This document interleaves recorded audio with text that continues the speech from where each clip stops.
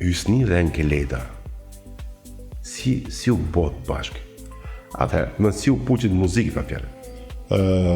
Sepse jeni unë kisha lyshe perfekte. Kisha vite që isha në sken, edhe në mas 99-s mos gabohem, Enkeleda ishte në Zvicër, kishte filluar aktivitetin e vet andej, u kthye. Vazhdonte me muzikë Zvicër. Po, ka kënduar edhe në Zvicër. Enkeleda ka studiuar për flaut në shkollë muzikës, jam Kurzeli. Edhe çfarë do bëjmë? Projekti i parë që ishim bashkë, ishte vaja natë për çamërinë me fjalë. Folëm me Edin, folëm me Jorgun. Qysh atëherë pastaj filluam mbas asaj erdhi çamërinë ose me halle, edhe projekte të tjera me fjalë Amo i zemër. Aktivitete ndryshme, plus pastaj live-i na bëri që të ishim më unison me njëri tjetrin, kupton?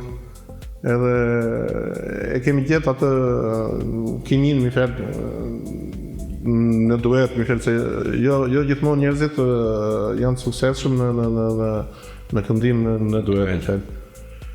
Mbiem më çik bara se ti kupton ajo normal ndonë në re. E tretë kanë shiko si të qoftë. Pak e vështirë për pjesën time, për shkak. Kombinoni shumë. Që ti e stimulon, okay, jemi shumë okay, pavarësisht se në live ke mundësi ta stimulosh ata, se ti ndihmon dhe muzika, ti bën çuna, televizin. Po ajo që është e rëndësishme është që ju kombinoni ishte perfekt. Perfekt është. Se mund të bësh një duet me një këngëtar X, mund të adaptohesh për një projekt. Kam provuar shumë e vështirë. Kurse ju bashk, nuk e di, unë shikoj që jeni shumë lirshëm. Shumë lirshëm jeni, ja vërtet është. Sidomos flas për në live, se këngën e punon në studio mund të edhe ta ripunosh. Po live është ai që ty të nxjerr.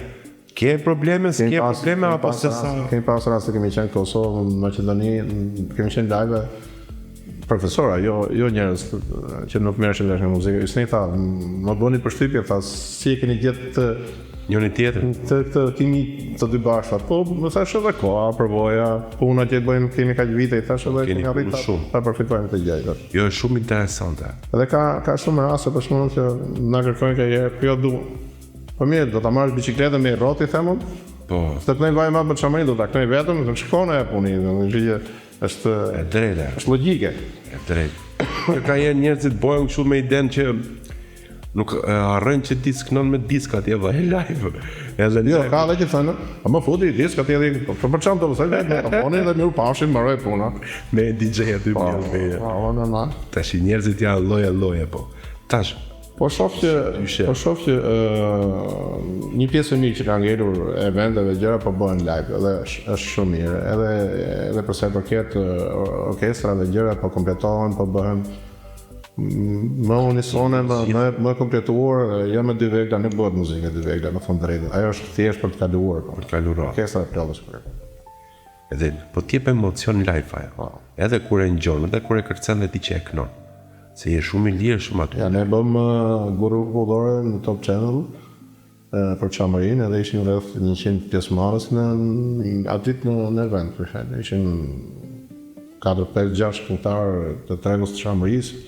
Edhe ka ngelur një event, një zdiqa të temë, edhe neve nuk ndopeshim duke e parë një YouTube, me fjalë.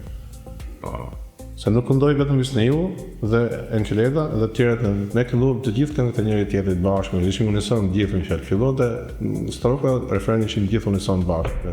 Ka qenë super. Sa dhe grupet e vallë dhe gjëra, ishte një event. Shiko, unë për ta thash në fillim, shpartash ti se doja di që të Enkeleda dhe të ashtë dalë tamam të dyshja, sepse ju gjithmonin në për koncerte një bashkë. Këto lloj eventesh, televizive, shfaqesh e gjëra tilla, je nga të rrallët e një pakice që e prek shpesh.